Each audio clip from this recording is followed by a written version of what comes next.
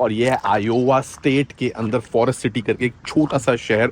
और इस फैक्ट्री में हमारे एक इंडियन इंजीनियर भी काम करते हैं, उनसे मैं आपको मिलाता हूँ कि यहाँ पे वो कैसे आए और क्या यहाँ का हिसाब किताब है। और साथ में जो मेरे मोटर होम की सिचुएशन चल रही है उसको भी थोड़ा सा ठीक करना है, थोड़ा ये शहर भी घूमते हैं और कुछ और updates.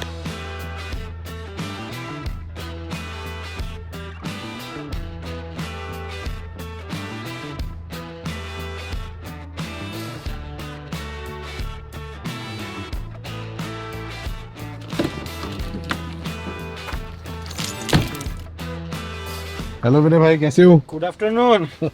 Nice to meet you again. अब सर का घर जो है यहाँ से 2 ही मिनट दूर है, क्योंकि ये शहर ही बड़ा छोटा है। तो आपको आए हुए कितना टाइम हो गया सर यहाँ पे? मेरे को हो गया 3 साल। 3 साल। और आप अभी यहाँ विनिपेगो में, आपकी जॉब प्रोफाइल क्या है? मैं program manager for new product development. तो मतलब आप नए मोटर होम बनाते हो, मतलब program manager? Yes, I am in a different division actually, speciality vehicle. Okay, तो जो एक्सेसिबिलिटी होती है, जिनको व्हील चेयर वगैरह होती है, Yes. जिन लोगों के पास, उनके लिए स्पेशलिटी मोटर होम्स बनाने और डिजाइन करने।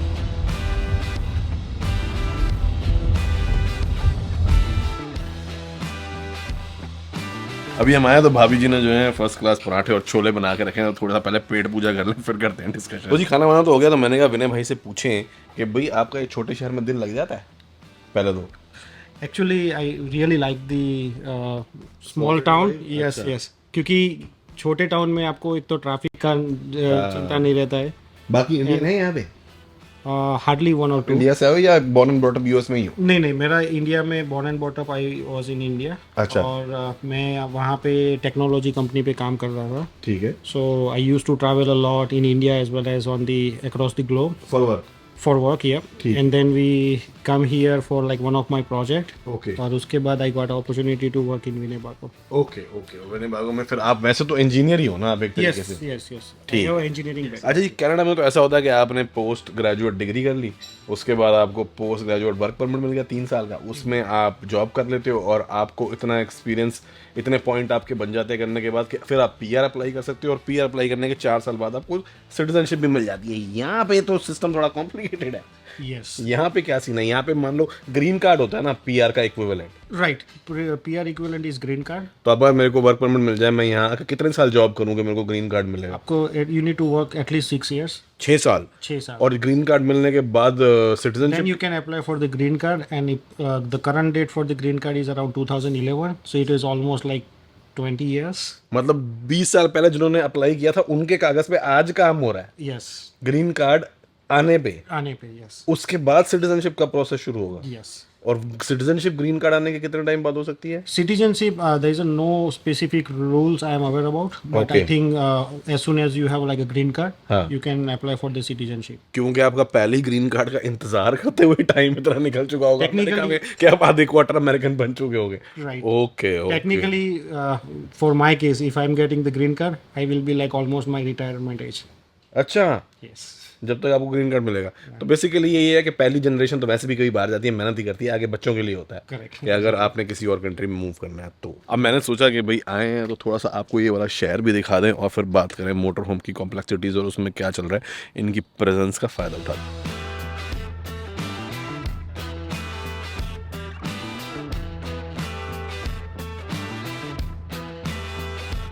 ये ना एक typical internal interior American small town है। 8 या 10 गलियां जो हैं रेक्टेंगल में क्रिस क्रॉस बनी हुई हैं जिनके अंदर है। और इन शहरों में हमेशा एक सेंट्रल स्ट्रीट होती है जिसको कई केसेस में मेन स्ट्रीट बोलते हैं, जहाँ पे जो है ना शहर की मेन मार्केट और मेन शॉप्स वगैरह होती हैं। तो मैं आपको दिखाता हूँ कि छोटे शहरों में भी होता सब कुछ है, कैसा होता है उस पर झलक मार लेते हैं। बट पहले एक इंपॉर्टेंट चीज़ ले लो। अब यहाँ पे अंदर जाके मेन स्ट्रीट है, आपको वो दिखाते हैं। वो सामने स्पाइडरमैन घूम रहा है। पीछे जो है ना ये बिल्डिंग भी चर्च है, और आप देख रहे हो पेड़ कितने बढ़िया घने सुंदर, और एक ये चर्च। और मगर इस तरफ ये जो बिल्डिंग है ना, ये पुराने टाइम में हुआ करती थी जेल। मतलब आप लगा लो ये भी नहीं कि थाना चौकी वगैरह, मतलब यहाँ पे कैदी रखे जाते थे।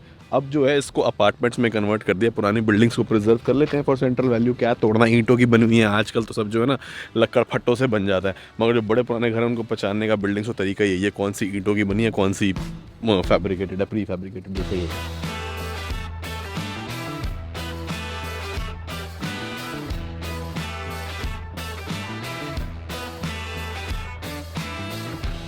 अब ये जो बिल्डिंग है ना, ये कोर्ट हाउस है यहाँ का। कोर्ट मतलब कचहरी नहीं, मतलब डीएमवी वगैरह हो गया ना एक तरीके से, Yes, जहाँ पे yes. गाड़ियाँ रजिस्टर होती हैं, शादियाँ वादियाँ भी यहीं होती होंगी फिर। यस एक तरीके का छोटा समवॉट सिटी हॉल समझ लो आप एक तरीके से। विनेबागो काउंटी है जी, हेंस विनेबागो शहर, और यहाँ पे इनके शहीदों को श्रद्धांजलि दी गई है, वेटरन्स को। लिखा विनेबागो काउंटी फर्स्ट सेटलर्स 1855, और नाम रखा गया है एक इंडियन ट्राइब के ऊपर। इंडियन यानी जो यहाँ के एबोरिजिनल्स होते थे ना, लाल भारती कह लो आप, या जो अपना वो फेदर वाली टोपियां पहनते थे वो लोग। ये बढ़िया जी, सॉलिड चीज।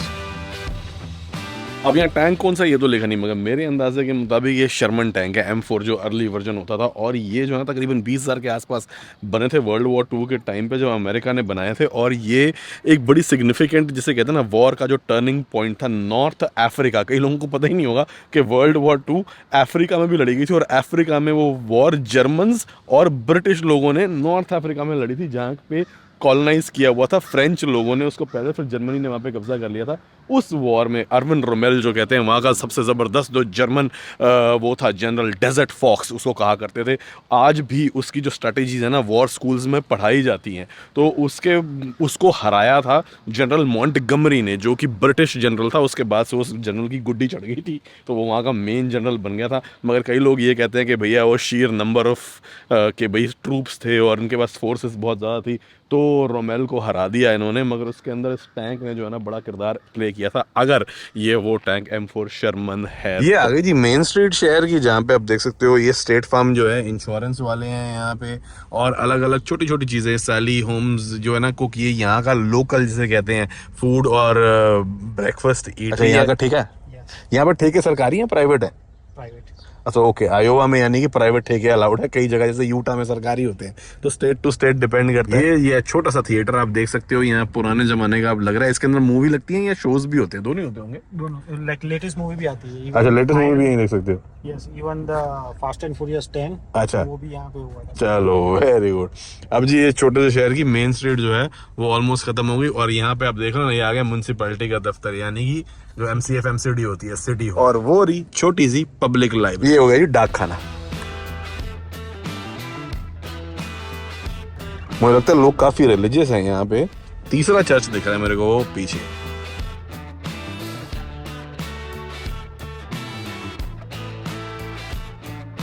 छोटा सा क्यूट सा शहर है, सुंदर सुंदर पेड़ों से दीवारें लाइंड अप है। और भैया क्योंकि जहाँ शादी हॉल भी चाहिए तो फिर वहाँ पे फ्यूनरल हॉल भी चाहिए, तो ये जो है यहाँ का फ्यूनरल हॉल है सिटी का, कि कोई जब भगवान को प्यारा हो जाता तो लास्ट नाइट्स इनके जो है ना।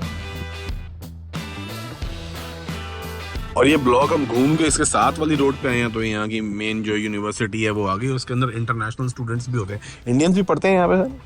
मैंने कभी अभी तक तो नहीं देखा है कोई इंडियन, बट अच्छा, या I seen like many international student, like Asian student, Asian वगैरह। ओके, ये हॉस्टल आ गए यूनिवर्सिटी के।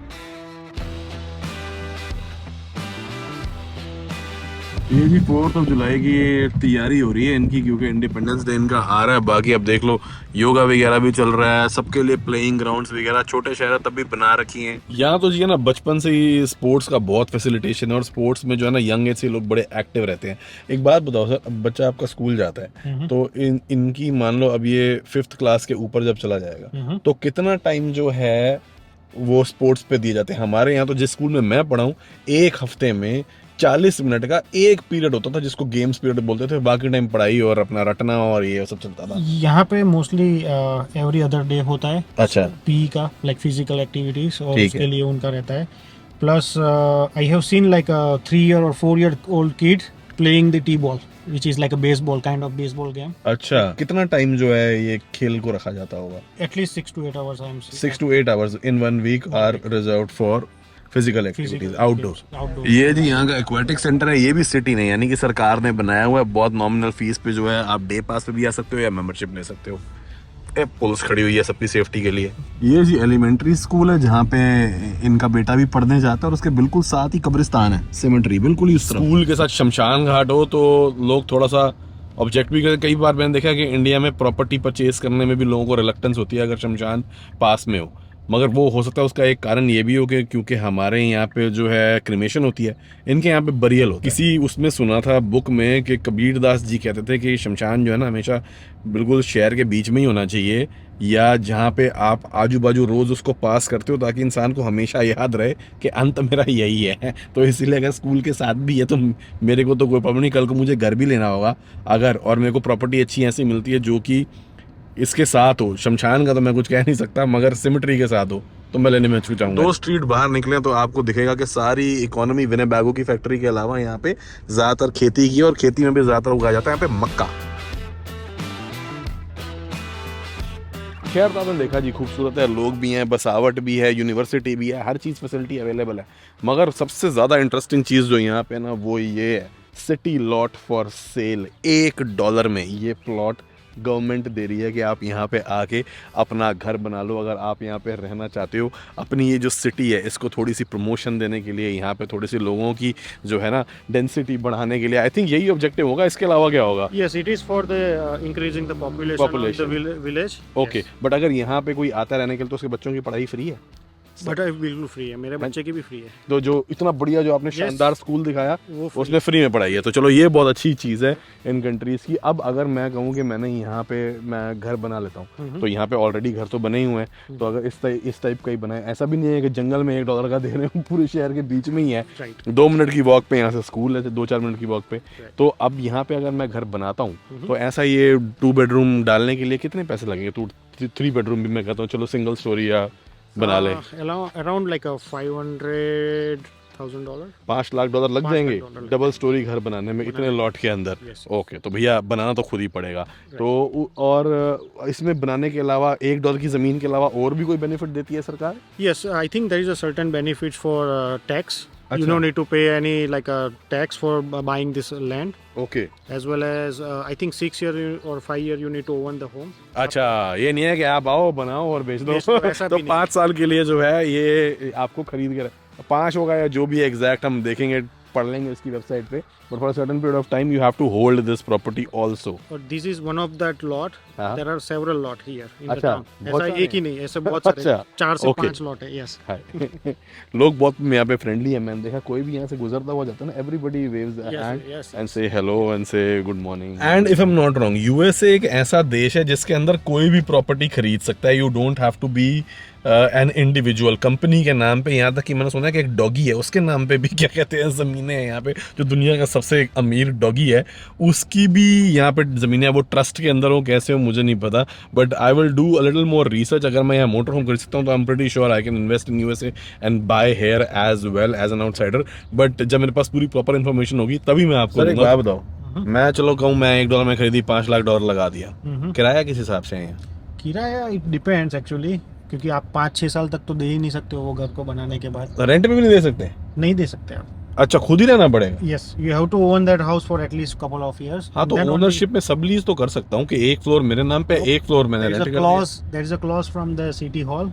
अच्छा, उसको सबलीज नहीं कर सकते, रेंट नहीं कर सकते, you have to be the end user. end user okay. that house. Yes, ठीक है, जेन्युइन बंदा रहने वाला वही हो सकता है। Correct. तो अब किराया 5 साल बाद क्या मिलेगा? 5 साल के बाद अगर it is like 2 bedroom house, somewhere around like $700-800 $700-800 per month. Okay, हर शहर में भाई चौकी भी जरूरी है। वैसे तो ये शहर बहुत सेफ है, बट ये आ गया जी यहाँ का पुल स्टेशन।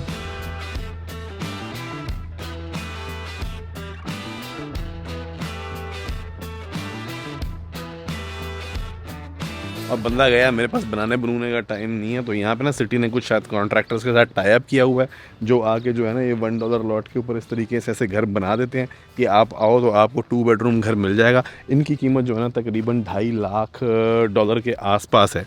यहाँ जो है इनका बोर्ड लगा हुआ देखें, कुछ ज़्यादा इन्फॉर्मेशन तो नहीं है, मगर फ्लोर प्लान ये रहा। और वो जो बड़ा सा आपको दिख रहा है ना पीछे, ये कॉर्न प्रोसेसिंग यूनिट और साइलोज है, जो सारा आजू बाजू से मक्का आता है ना उसको इकट्ठा करके इसमें करना, प्रोसेस करना, सुखाना, वो सारे काम इनमें। एंड ऑब्वियसली ये आ गया जी यहाँ का फायर डिपार्टमेंट और पब्लिक यूज के लिए बड़े बड़े ग्राउंड्स, इनके अंदर ट्रेल्स हैं और सामने पार्क हैं। आपने जो खेलना हो बेसबॉल से लेके बच्चों के झूलों तक सब मिल जाएगा।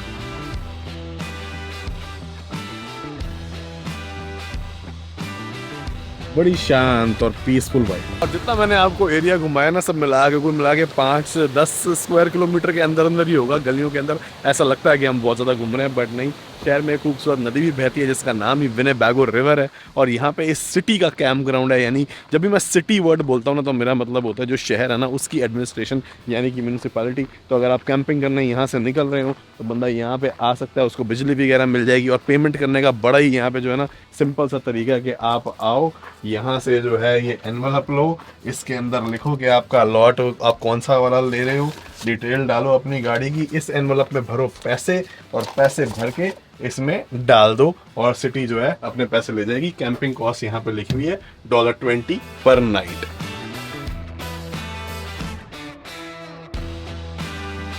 पहले मुझे लगा कि बत्तियां चहचहा आ रही हैं, बाद में मेरे ध्यान आया कि जो मैं चल रहा हूँ ना, क्योंकि ये सस्पेंशन ब्रिज है, ये इसमें से चूचू चूचू की आवाज आती है। वापस आके मैंने फाइनली गाइडलाइन खोल ली, जिसमें लिखा हुआ कि $1 में आप कैसे लैंड यहाँ पे खरीद सकते हैं। तो उसकी कंडीशंस हैं कुछ, जिसके अंदर पहली ये है कि 6 महीने के अंदर अंदर आपको घर की कंस्ट्रक्शन स्टार्ट करनी पड़ेगी, और 18 महीने के अंदर अंदर ओनरशिप लेने के बाद आपको उसको कंप्लीट करना पड़ेगा। और ये प्रॉपर घर होना चाहिए, मतलब स्टिक्स हाउस जो यहाँ पे लकड़ी वगैरह से बनता है, आप ईंटों से बनाए या ना बनाए वो आपके ऊपर है।